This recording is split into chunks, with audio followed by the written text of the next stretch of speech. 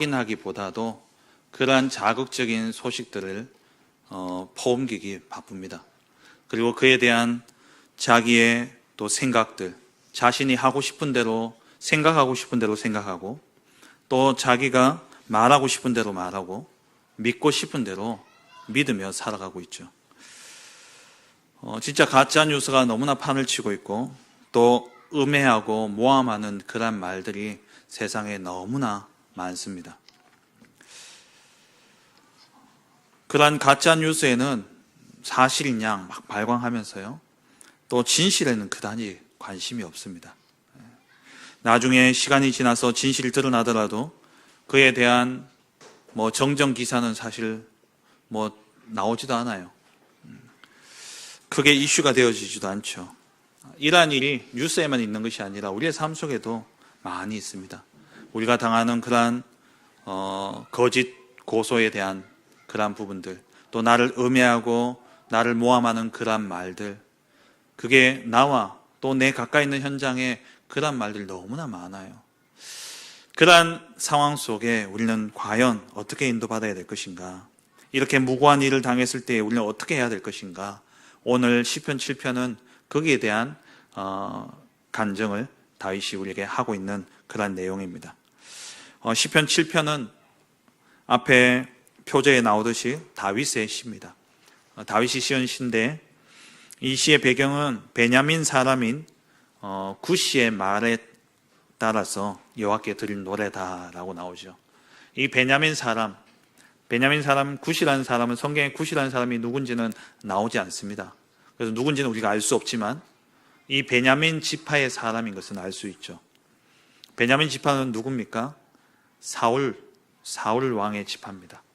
그래서 이 다윗을 죽이려 했던 그 사울, 또 왕이 된 이후에도 이 다윗을 얼마나 괴롭혔습니까? 그 베냐민 지파 사람들이. 그 지파 중에 한 사람인 굿이라는 사람이 다윗을 거짓으로 모함하고 거짓으로 고소하고 그랬는 거예요.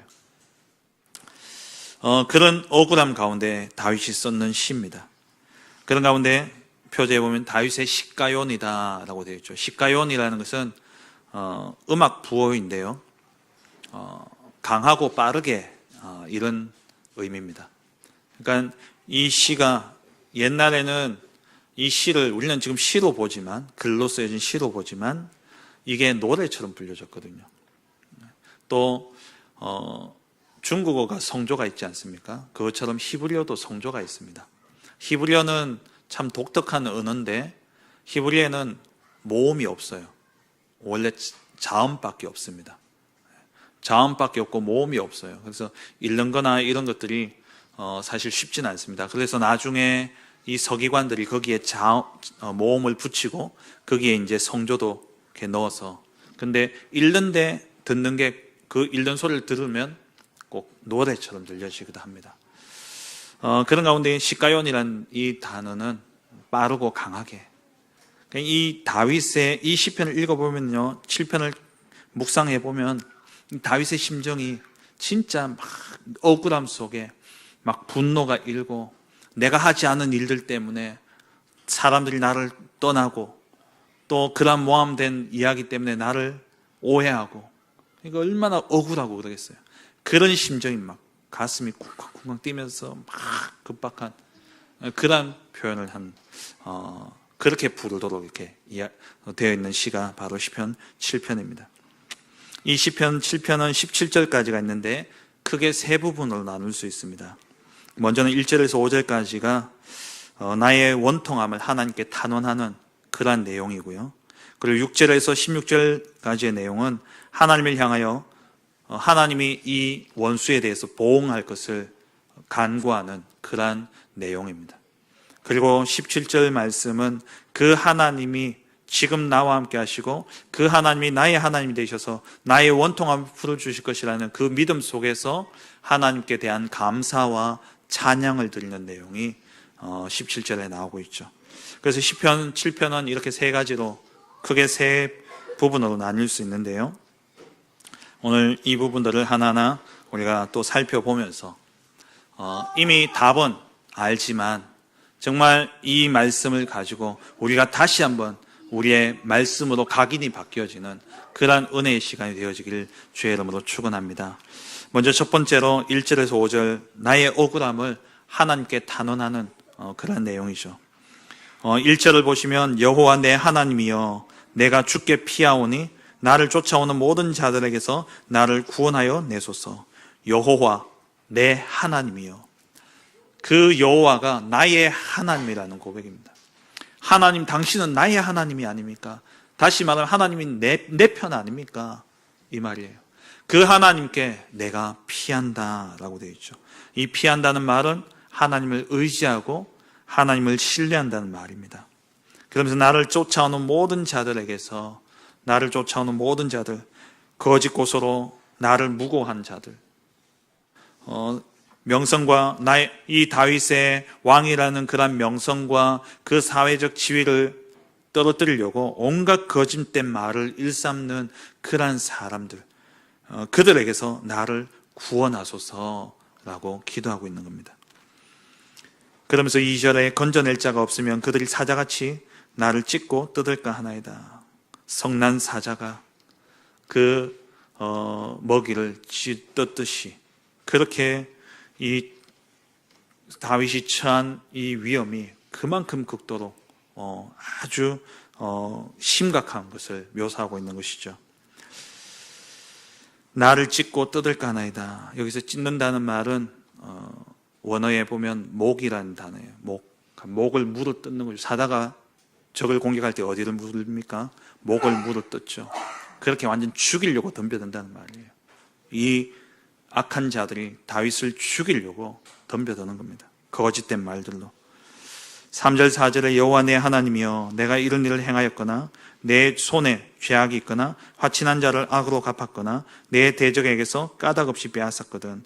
앞에서는 1절 2절에서는 다윗이 하나님의 구원을 먼저 간구하고 하나님이 나를 이 위험한 가운데서 이 대적에게서 내가 하나님께 피할 테니까 하나님 나를 구원하소서. 하나님의 구원을 간구하면서 3절, 4절, 5절에서는 다윗이 자기의 무죄함을 하나님 앞에 항변하는 내용입니다. 3절, 4절에 여호와 내 하나님이여 내가 이런 일을 행하였거나 내 손에 죄악이 있거나 내가 정말 저들이 말하는 저런 고소의 내용처럼 내가 그렇게 했다면 하나님이 5절에 나의 영혼을 쫓아잡아 내 생명을 땅에 짓밟고 내 영광을 먼지 속에 살게 하옵소서 이야기하고 있죠. 그래서 4절에 보면은 화친한 자를 악으로 갚았거나 내 대적에게서 까닭없이 빼앗았거든. 화친한 자를 악으로 갚았다라는 것은 나를 배려하고 내게 잘해준 사람에게 내가 잘못을 했다든지 아마 이 고소의 내용이 그런 내용이었던 것 같아요. 다윗에게 화친을 베풀고 다윗을 배려했던 그러한 사람들을 다윗이 배반했다. 이런 거짓말을 이야기한 것 같아요. 그러면서 내 대적에게서 까닭없이 빼앗았거든. 이 사울 아마 베냐민 지파니까 다윗이 왕이 되고 난 다음에 이 사울 왕 그 지파인 베냐민 지파에 무엇을 빼앗고 그랬다. 이런 소문들을 막 냈던 것 같습니다. 여기서 내 대적에서 까닭없이 빼앗았거든 하는데 이 빼앗다라는 단어는 두 가지 의미가 상반된 의미가 같이 있습니다. 빼앗다는 의미와 함께 약탈하다는 의미와 함께 구원하다라는 의미가 있어요. 이 말은 내 대적에서 빼앗았다고 하지만 아니다. 나는 도리어 그들을 구원하려고 베풀었다라고 다윗은 하나님 앞에 항변하고 있는 것이죠. 하나님 앞에 단언하고 있는 겁니다. 그러면서 5절에 만약에 원수의 말대로 그렇게 내가 했다면 하나님 나의 영혼을 잡아서 생명을 땅에 짓밟고 내 영광을 먼지 속에 살게 하소서라고 이야기하고 있죠. 그러면서 뒤에 셀라라고 이제 이 일을 마치게 됩니다. 그러면서 6절부터 16절까지는 내용이 완전히 또 좀 상반된 내용이 이어지게 되죠. 두 번째로 6절에서 16절은 하나님을 향하여 악인을 심판할 것을 간구하고 있는 그런 내용입니다. 7장 6절에 여호와여 진노로 일어나사 내 대적들의 노를 막으시며 나를 위하여 깨소서 주께서 심판을 명령하셨나이다. 여기에 보면 하나님을 향해서 세 가지 다윗이 명령형으로 이야기를 합니다. 일어나소서, 막으소서, 깨소서. 하나님의 행동을 촉구하고 있는 것이죠. 하나님이 일어나 나를 모든 대적을 막아주시고, 그리고 하나님이 나를 위하여서 일해달라고 하나님께 부르짖는 겁니다. 깨소서라는 이 말은 전쟁 용어로서 하나님이 전쟁에 개입할 것을 요청하는 그러한 내용이죠. 우리가 진짜 이러한 어려움을 당하면은요, 모함을 당하고 또 내가 하지 않은 일들 때문에 이렇게 억울한 일을 당하게 될 때에 그때 하나님은 주무시고 계신 것처럼 느껴질 수 있습니다. 하나님은 일하지 않는 것처럼 보여줄 수 있다는 거죠. 그런 심정 속에서 다윗이 하나님을 향해서 일어나라고, 하나님이여 깨소서라고 말씀하고 있는 것이죠. 마태복음 8장에 보면은 제자들이 예수님과 함께 배를 타고 바다를 건널 때에, 갈릴리 호수를 건널 때에 그때 큰 노을이 일어나지 않습니까? 그러면서 어느 정도 심했냐니까 이 바닷물이 배를 덮을 정도로 심했어요. 그때 예수님이 어떻게 하고 계셨냐? 주무시고 계셨죠. 그때 제자들이 예수님을 향해서 깨워서 예수님 죽게 되었습니다. 그랬던 것처럼 정말 우리가 이러한 위기 속에 하나님께 부르짖는 그러한 기도가 있어야 되는 것이죠. 7절 8절에 민족들의 모임이 주를 두르게 하시고, 이 말은 심판을 하게 되면 이렇게 심판자가 딱 중간에 서고 그 위에 이제 백성들이 운집하지 않습니까?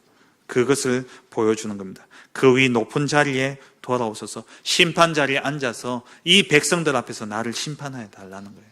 그리고 저 악인들을 심판해 달라는 내용입니다. 그래서 주 여호와께서 만민에게 심판을 행하시오니 여호와여 나의 의와 나의 성실함을 따라 나를 심판하소서. 백성들의 모임이, 백성들이 하나님을 둘러싸고 그 높은 자리에, 심판의 자리에 하나님이 앉으셔서 이 일을 하나님이 심판해 달라고 부르짖는 겁니다. 그러면서 9절에 악인의 악을 끊고 의인을 세우소서. 의로우신 하나님이 사람의 마음과 양심을 감찰하시나이다. 우리의 내면의 생각과 우리 내면의 감정을 감찰하시는 하나님, 하나님이 나의 모든 것을 다 아시고 계신다는 거예요. 하나님이 나를 아시지 않습니까? 우리가 이러한 억울한 일을 당할 때에 사실 사람 앞에서 우리가 탄원할 수 없는 그런 상황이 우리 앞에 벌어질 때가 많이 있습니다. 사람들이 내 말을 귀를 안 듣지 않으려 하는 그러한 상황이 우리 앞에 놓여질 때가 많이 있습니다. 우리는요, 하나님 앞에 탄원해야 돼요. 하나님 앞에 나아가야 됩니다. 이 모든 것을 바르게 심판하실 분도 누구냐? 하나님이에요. 하나님이 나를 아시고, 하나님이 나의 무죄를 아시고, 내가 하나님 앞에 떳떳하다면 하나님이 나를 심판하도록 우리는 기다려야 되는 것이죠. 그러면서 10절에 나의 방패는 마음이 정직한 자를 구원하시는 하나님께 있도다. 하나님이 나의 마음과 생각을 감찰하시기에, 내 마음과 생각을 다 감찰하시면 나의 무죄함을 하나님 아시지 않습니까? 그 하나님이, 마음이 정직한 자를 구원하시는 그 하나님이 나의 마음과 나의 생각을 감찰하셔서 내가 정말 정직함을 하나님이 아시기 때문에 하나님이 나의 방패가 되어 주옵소서. 그렇게 하나님 앞에 부르짖고 있는 내용이죠. 그러면서 11절에 하나님은 의로우신 재판장이시며 매일 분노하시는 하나님이시로다. 하나님은 의로운 재판장으로서 매일 분노하십니다. 이 말은 뭐냐? 악인들을 심판하신다는 말이죠. 하나님 반드시 악인들을 심판하십니다. 우리가 보기에는 더딜지도 모릅니다. 악인의 심판이 유예가 되어지고 또 내가 살아있는 동안에는 그 악인의 심판을 보지 못할 수도 있습니다. 하지만 하나님은 절대 악을 허용하시는 분이 아니시라는 거예요. 악을 묵인하시는 분이 아니십니다. 반드시 하나님은 악인을 심판하시는 분이시죠. 그 심판과 복수는 우리의 몫이 아닙니다. 그 판단은 우리의 몫이 아닙니다. 사람에 대한 정죄, 그것은 우리의 몫이 아니에요. 그거는 창세기 3장의 저주입니다. 원래 인간은 선과 악을 구별하지 못하게 되어 있습니다. 구별할 능력이 인간에게는 없습니다. 그 능력이 언제 생겼습니까? 선과 악을 알게 하는 나무의 열매를 먹는 순간, 그게 하나님처럼 되는 거라고 생각했는데, 왜? 하나님처럼 심판 자리에 서는 거니까 그게 내가 하나님처럼 된다고 착각하는데, 그게 아니라 그게 저주인 거예요. 내가 해결할 수 없는 죄를, 내가 해결할 수 없는 선과 악을 판단하고, 내가 그것도 진짜 선인지 악인지 구별도 못하면서 그걸 선이다 악이다 판단하면서 그걸 맨날 그 생각을 가지고 살아간다? 얼마나 힘듭니까? 만약에 여러분들요, 남들이 모르는, 만약에 여러분 옆에 있는 한 사람의 죄를 다른 사람 아무도 몰라요. 근데 그 사람의 죄를 여러분이 혼자 알고 있다 생각해 보세요. 얼마나 힘든지 아십니까? 그 사람의 잘못된 부분을 내가 안다면 힘들어요. 진짜 예레미야처럼 뼈를 깎는 그런 고통이 느껴집니다. 그게 저주라니까요. 선과 악을 알게 하는 나무의 열매를, 그 실과를 먹음으로 말미암아 찾아온 저주 중의 저주가 내가 하나님인 것 마냥 사람을 판단하는 거예요. 옳다 그르다. 심판은 우리의 몫이 아닙니다.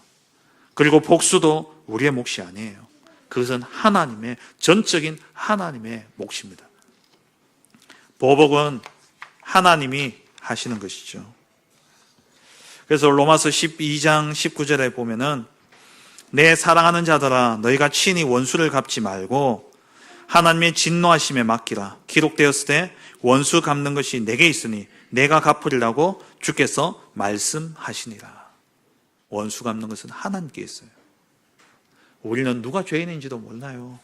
우리는 누가 악인인지 모릅니다. 왜냐? 지금 시대를 한번 보세요. 여러분, 이성준 씨 지금 마약 때문에 그러는데 그것도 나와봐야 알죠. 일단은 또 우리가 생각했던 거하고 전혀 다른 반전이 있었지 않습니까? 머리 검사를 했는데 음성이 나왔어요.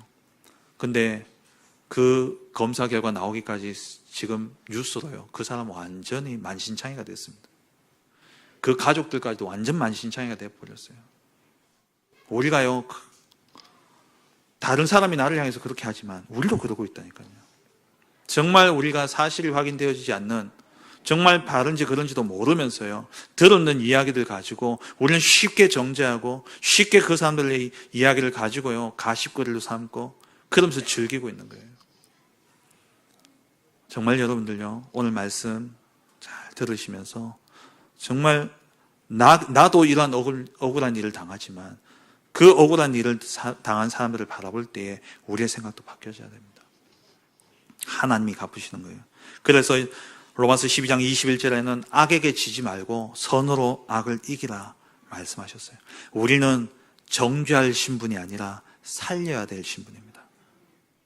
악을 악으로 정죄하고 그 악을 갚고 악을 해결할 자리가 아니라 악인일지라도 살려야 될 위치에 있는 자예요. 그래서 악을 악으로 갚지 말고 악에게 지지 말고 선으로 악을 이기라 말씀하십니다. 살리라는 것이죠. 히브리서 10장 30절에 같은 말씀이 나옵니다. 원수 갚는 것이 내게 있으니 내가 갚으리라 하시고 또 다시 주께서 그의 백성을 심판하리라 말씀하신 것을 우리가 아노니 하나님이 원수를 갚으십니다. 예수님도 그러셨잖아요. 원수가 자는 동안에 가라지를 뿌리고 갔어요. 그래서 그 종이 와가지고 주인에게, 주인이시여, 원수가 와가지고 이 밭에 가라지를 뿌려놨습니다. 가라지를 뽑아야 되지 않겠습니까? 근데 가라지인지 알곡인지 분별할 수 있는 그 능력이 그들에게는 없다라는 겁니다. 그래서 예수님이 놔둬라. 마지막의 때에, 타작 때에 그걸 구분해서 가라지는 저 아궁이에 던져버리고 알곡은 거두면 된다. 하나님이 다 하시겠다는 겁니다. 우리가 안다면, 남들이 모르는 그런 죄악을 우리가 안다면 정말 어떻게 살릴 것인가를 고민하고 어떻게 살릴 것인가를 생각해야 돼요. 또 그 사람의 잘못 때문에 내가 무너질 이유는 없습니다. 이성균을 좋아해가지고 팬클럽 회장까지 했을지 모르지만 그 사람이 그렇게 잘못했다고 내 삶이 망가질 이유는 없는 거예요. 안 그렇습니까? 왜 내 삶이 망가져야 됩니까? 근데 대부분 그래요. 그렇게 무너진다니까요. 악에게 지지 말고 선으로 악을 이기시기 바랍니다. 우리에겐 살릴 답이 있습니다. 정말 예레미야의 눈물과 예레미야의 한과 뼈를 깎는 그 고통을 가지고 정말 복음을 회복하시고 이 복음으로 사람을 살리는 것. 그게 우리가 해야 될 일이지 죄인이다 아니다 그걸 판단하는 게 우리의 몫은 아니란 사실이에요.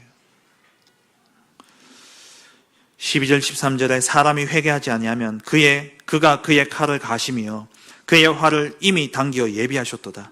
죽일 도구를 또한 예비하시며 그가 만든 화살은 불화살들이로다. 불화살들이래요. 하나님이 이미 심판할 모든 준비를 다 맞춰 놓으셨어요. 거기다가 우리가 입을 댈 건 없습니다.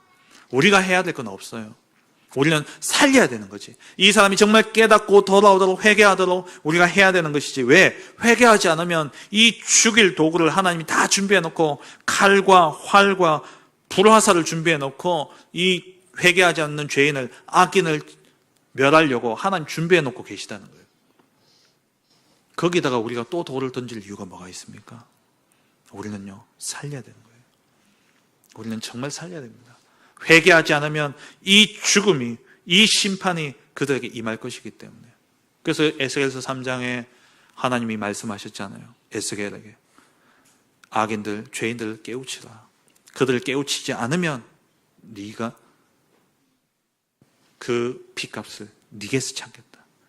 우리는요 죄인이면 깨닫도록 해야 되는데 깨닫게는 안 하고 내 뒤에서 이야기만 한다니까요. 그것도 사실인지 아닌지도 모르고 내 말해요.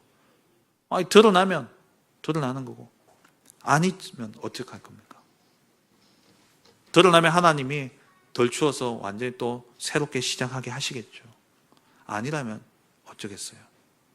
사람들의 말들과 이야기들 속에 꼭 사람이 그러지 않더라도 만약에 사단이 있다면 어떻게 하겠습니까?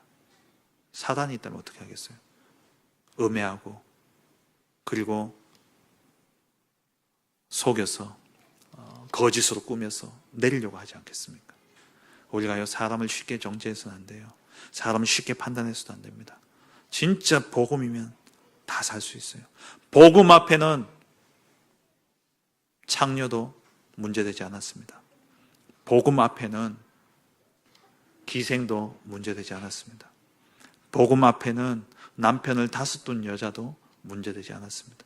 복음 앞에는 세리도 그 당시에 백성들의 세금을 떼먹고 그러면서 자기 배를 채우는 그렇게 악독한 자도 복음 앞에는 아무 문제되지 않았습니다.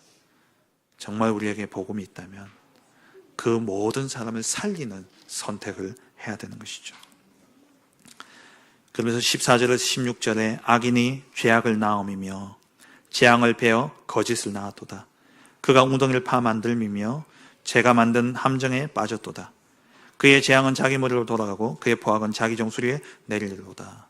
결국 뭐냐? 이 악인의 행한 일들은 심판과 재앙으로 부메랑이 되어서 자기에게 돌아가게 되어 있습니다. 하나님이 그렇게 하시는 거예요. 그래서 하나님이 보복, 원수 갚는 것을 하나님께 맡기라고 했어요. 하나님께 있다 그러는 거예요. 근데 이 14절에서 16절 이야기할 때 우리 한글 성경에는 빠졌는데 원어에는요 보라라는 그 명령어가 앞에 있습니다. 보라. 이 말은 뭡니까? 봐라. 하나님 어떻게 하시는지 봐라. 하나님이 이 악인이 죄악을 낳고 재앙을 베어서 거짓을 낳았는데 이들을 자기들이 모함해서 이 다윗을 함정에 빠뜨리려고 했는데 그 함정에 결국 누가 빠졌냐? 자기가 빠진 거예요. 그리고 그 재앙은 자기 머리로 다윗에게 재앙이 내리도록 그렇게 모함하고 계획을 짰는데 악한 계획을 짰는데 결국 자기에게 그 재앙이 돌아가게 되어진 거죠. 그의 포악은 자기 정수리에 내리게 되어졌다. 마치 다니엘을 사자굴에 집어넣으려 했던 그 신하들 그리고 유대의 온 민족을 유대 민족들과 모르드게를 다 죽이려고 했던 하만의 계략 결국 하나님이 갚으셨습니다. 그 계략에 누가 스스로 빠졌습니까? 그들 스스로가 빠졌어요. 하나님이 반드시 그렇게 하신다는 겁니다. 여러분 혹시 내가 하지 않은 일 때문에 억울함을 당하고 계십니까? 내가 하지 않은 말들 때문에 내가 오해받고 계십니까? 사람 앞에서 아무리 이야기하더라도요 해결 안 돼요. 만약에 아직 진실은 밝혀지지 않았지만 이성준 씨나 GD, G드래곤이나 그 사람들이 그런 일이 터졌을 때 나는 아니다 하면은 믿는 사람도 있겠지만 또 반대로요. 안 믿는 사람들이 대부분입니다. 사람 앞에서 우리가 탄원할 것이 아니라는 것이죠.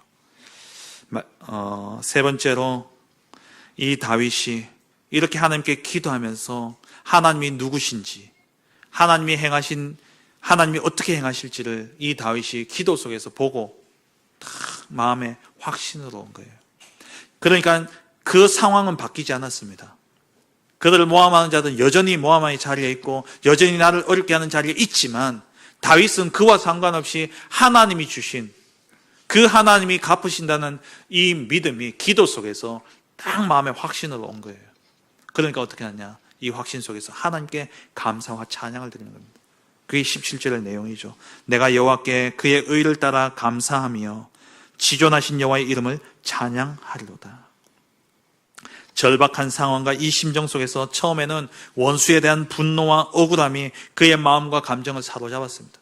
그래서요, 막 달려가는, 그래서 시가요원 막 쿵쾅쿵쾅 하면서 막 달려가는, 비트가 빠르게 해가지고 막 그렇게 이 음악이 막 진행이 되어져요. 그러면 가운데 이 악한 그 원수에 대한 미움과 그런 감정들이 그를 사로잡았지만 하나님께로 돌아갔을 때에 그 여호와 내 하나님이 심판주가 되셔서 나의 마음과 생각을 감찰하셔서 정직한 자를 구원하시는 그 하나님이 나의 방패가 되신다는 사실을 이 다윗이 고백하면서 믿어진 거예요. 우리가 그렇잖아요. 기도하다 보면은 하나님께 고백하고 하나님께 간구하다 보면은 진짜 그 하나님이 나에게 그렇게 역사하실 것이라는 걸 믿으시지 않습니까? 다윗이 그랬던 거예요. 악인은 반드시 하나님이 심판하신다는 사실을 깨닫게 되고, 그리고 정직한 자를 구원하시는 그 하나님이 나의 마음과 생각을 감찰하셔서 나의 정직함을 하나님이 아실 것을 다윗이 딱 깨닫고 나니까 마음에 뭐가 임하느냐? 평안이 임하는 거예요. 마음에 감사가 임하는 거예요. 그러면서 그 일을 행하실 하나님을 바라보며 찬양이 나오는 겁니다. 여전히 그 상황과 현실은 변함없어요. 그대로예요. 그리고 나를 욕한 사람은 그대로 있습니다. 그럼에도 불구하고 내 마음에는 평안이 찾아오고 내 마음에는 기쁨과 감사와 그런 찬양이 넘쳐나게 되는 거예요. 우리가 살아가면서 억울한 일을 당할 때가 많습니다. 내가 하지 않은 일임에도 불구하고 나를 음해하려 하는 자들에 의해서 이런 일을 우리가 당하기 쉽죠. 특히 서밋에 있는 자리에 있는 사람들은 더더욱 그렇습니다. 높은 자리에 있는 사람들. 그래서 우리 후대들에게도요, 꼭 알려줘야 돼요. 정말 우리 후대들이 잠언 22장 29절 말씀처럼 19절입니까? 자기 일에 능숙한 자를 보았느냐? 그 사람은 왕 앞에 설 것이요. 정말 우리 아이들이 믿음과 실력, 한 손에는 믿음을, 한 손에는 실력을 겸비해가지고 영적 서밋, 기능 서밋, 문화 서밋으로 딱 서면 왕 앞에 서게 될 것이죠. 그러면 이 자리에 있는 우리 후대들을 음해하려는 세력들이 얼마나 많이 일어나겠습니까? 왜냐? 세상에서는 방법이 하나밖에 없어요. 내보다 높은 자리에 있는 사람을 끌어내려야 내가 그 자리에 앉기 때문에 끌어내려야 되는 거예요. 그러려면 사실이 아닌 것을 가지고 사실처럼 만들고 또 함정을 파가지고 그게 걸려들도록 그렇게 한다는 거죠. 그때에 그런 일이 일어날 때에 우리 후대들이 어떻게 써야 되느냐? 저와 여러분들 어떻게 해야 됩니까? 아무리 진실을 이야기하더라도요, 세상은 들어주지 않습니다. 왜냐하면 세상은요, 자극적인 것을 원해요. 세상은요, 로맨스보다 불륜을 더 좋아합니다. 여러분들 드라마도, 지금 드라마 보세요. 로맨스만 나오고, 거의 불륜이요. 더 악한 것, 이런 것들이 더 좋아한다니까요. 왜? 악인들, 죄인들은 그래요. 아무리 우리가 옳은 말을 하고 좋은 말을 하든 거기에 귀 기울이는 것보다 안 좋은 이야기 더 빠르다니까요. 그렇다면 우리는요, 세상에서 탄원할 곳이 없어요. 나의 이 억울함을 탄원할 곳이 없다니까요, 세상에는. 그래서 우리는 어디로? 하나님 앞에 가져가야 됩니다. 하나님 앞에 가져가야 돼요. 법이 있죠. 제가 너무 극단적으로 이야기하는지 모르겠지만 제가 본 것은 그렇더라고요. 법도 사실은 우리의 억울함을 해결할 수 없습니다. 죄송합니다. 유전 무죄, 무전 유죄, 그게 많더라고요. 뭐 돈 있는 사람이 정관 예우받는 그 뭐 판사나 뭐 이런 직을 겪었던 그 사람들, 아직까지도 정관 예우가 남아있는 그 사람을 돈 주고 변호사 사버리면은 이게 진실과 상관없이 그렇게 되어버려요. 법이 해결할 수 있습니까? 아니에요. 세상이 해결할 수 있습니까? 아닙니다. 그걸 하지 말라는 말은 아닙니다만은 진짜 우리가 먼저 어떻게 해야 되냐? 과연 진짜 우리의 이 억울함 앞에 우리는 누구에게 탄원해야 됩니까? 하나님 앞에 탄원해야 돼요. 이번 주 우리 강단 말씀 본문이죠. 정말 우리가요, 아무리 거짓 고소를 하더라도 먼저 스스로 우리의 행위부터 살펴야 됩니다. 우리의 행위부터 살펴야 돼요. 내가 하지 않은 말일지라도 내가 하지 않은 말인데 내가 영 안 할 사람이 그런 말 하면 대부분 어떻게 이야기합니까? 아유, 그럴 사람 아니다. 절대 그럴 뿐 아니다. 이렇게 되어지겠죠. 그런데 그런 이야기를 하는데 진짜 진짜가 이 말은 뭡니까? 평소에 그런 이미지가 있었다는 거예요. 그런 이미지가 있었기 때문에 그런 말에 아닌 것 알면서도 그 말을 그냥 흘려보낼 수 없는 겁니다. 우리의 행위를 살펴야 돼요. 그러한 모함하고 나를 억울하게 하는 이야기들이 있다면 아니라고 딱 잡아 아닌 게 맞지만 그럼에도 불구하고 나의 그러한 이미지가 있다면 바꿔야 돼요. 왜? 우리의 행위를 살펴야 됩니다. 무고한 자들을 향한 미움과 분노 이전에 나의 행위를 먼저 살펴야 됩니다. 그리고 두 번째로 여호와께 돌아가야 되는 것이죠. 여호와께 돌아가야 됩니다. 우리의 마음과 손을 아울러서 하늘에 계신 하나님께 들자. 하나님께 이 손을 들자. 그 말이 뭡니까? 기도예요. 유대인들은 기도를 어떻게 했습니까? 길 가다가도 두 손을 하늘 높이 들고 막 부르짖으면서 이렇게 기도했거든요. 그 말이에요. 우리의 마음과 손을 아울러서 하나님 앞에, 하늘에 계신 하나님께 기도해요. 여러분 억울한 일 있습니까? 하나님께 탄원하시기 바랍니다. 사람이 아닌 하나님께 탄원하세요. 그 하나님은 여호와 내 하나님입니다. 내 편이에요. 정말 여러분이 예수 그리스도를 믿고 구원받은 하나님의 백성이 맞다면 하나님 내 편이라니까요. 여호와는 나의 하나님이시다 고백하시면서 의로운 재판장이시요 나의 마음과 생각을 감찰하사 나의 방패가 되시는 그 여호와 그 하나님 앞에 우리의 잘못을, 우리의 억울함을 내놓으시기 바랍니다. 그 하나님은 어떤 하나님입니까? 그 하나님의 눈은 의인을 향하시고 그의 귀는 의인들의 부르짖음에 귀를 기울이시는 거예요. 시편 34편 15절부터 17절에 보면은 여호와의 눈은 의인을 향하시고 그의 귀는 그들의 부르짖음에 기울이시는도다. 우리가 억울함을 가지고 하나님 앞에 부르짖으면 하나님이 귀를 기울이시고 들으신대요. 여호와의 얼굴은 악을 행하는 자를 향하사 그들의 자취를 땅에서 끊으려 하시는도다. 의인이 부르짖음에 여호와께서 들으시고 그들의 모든 환난에서 건지셨도다. 우리가 정말 하나님 마음과 생각을 감찰하신 하나님 앞에 떳떳하다면 나의 무고함을 하나님 앞에 탄원하시기 바랍니다. 하나님이 갚으시는 거예요. 그러면 하나님은 의인을 반드시 건지시고 악인에게는 반드시 보응하십니다. 19절에서 34장 19절에서 21절에 보면은 의인은 고난이 많으나 여호와께서 그의 모든 고난에서 건지시는도다. 그의 모든 뼈를 보호하시며 그 중에서 하나도 꺾이지 아니하도다. 악이 악인을 죽일 것이라. 의인을 미워하는 자는 죄를 받으리로다. 하나님 반드시 보응하십니다. 원수 갚는 것은 우리에게 있지 않아요.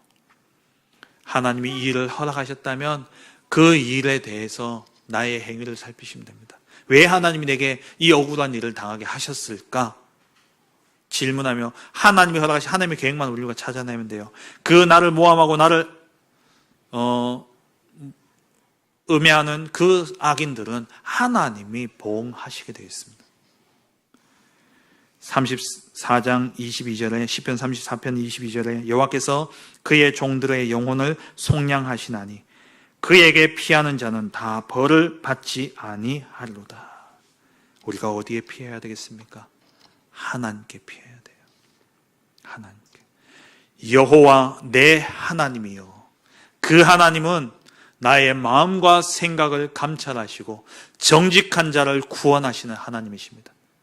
우리가 정말 정직하고 우리가 하나님 앞에 떳떳하다면, 당당하게 하나님 앞에 기도하고 하나님께 나아간다면 하나님이 그 모든 죄악을, 우리를 죽이려는 그 악인을 하나님이 보응하시게 되는 겁니다. 정말 억울한 일이 있다면 사람이 아닌 하나님 앞에 정말 기도하면서 나아가시기 바랍니다. 하나님이 나를 아셔요. 하나님이 나의 마음과 생각을 다 감찰하십니다. 그리고 그 하나님이 죽일 도구를 딱 준비해 놓고 악인들을 멸할 준비를 하나님이 다 하고 계셔요. 내 손에 피를 묻힐 필요가 없습니다. 하나님이 하시는 거예요. 여호와 내 하나님이여, 그 하나님께 피하는 우리 모든 사랑하는 성도님들 되어주시길 주의 이름으로 축원합니다.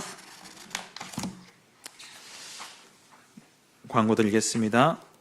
오는 주일에는 우리 세례식이 있습니다. 오는 주일에 우리 남녀전도회 총회가 있겠습니다. 각 부서 회계장부를 오는 주일까지 우리 재정 담당이신 김희규 장로님에게 제출해 주시기 바랍니다. 대구노회 전도 캠프가 11월 13일, 14일 양일간 참빛교회에서 진행되어집니다. 함께 참석하실 분은 저한테 신청해 주시기 바랍니다. 스마트 혈암 교우사업장 광고 게재 신청을 받고 있습니다. 다음 주일까지 신청하시면 되겠습니다. 추수감사절 맞이 성경고사 예제가 뒤편에 준비되어 있습니다. 혹시 가져가지 못하신 분들은 가져가셔서 또 성경을 읽으시면서 그렇게 인도 받아주시면 되겠습니다. 교회 청소와 또 교회 식사 후에 설거지 헌신하실 분들을 모집하고 있습니다. 우리 허경미 권사님에게 신청해 주시기 바랍니다. 이상 교회에서 알리는 말씀 전해드렸습니다. 이 시간 우리 나의 힘이 되신 여호와여, 우리 함께 찬양하고 기도하고 예배 마치겠습니다.